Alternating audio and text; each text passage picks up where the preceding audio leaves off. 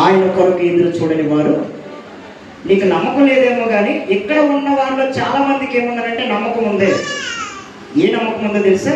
దేవుడు వస్తాడు, నన్ను తీసుకెళ్తాడు. దేవుడు వస్తాడు. ఒకవేళ నువ్వు అనుకోవచ్చేమో, ఎంతమందిలో ఎవరు లేరని నువ్వు అనుకోవచ్చేమో, అంటావు నువ్వు సరిపోవు, వింటాను నేను సరిపోవు.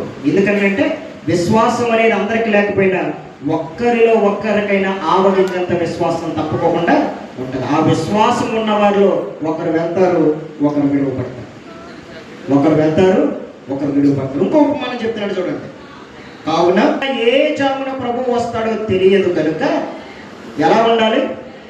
ఎదురు చూచుటలో మెలకు ఉంటుందా ఉండదా?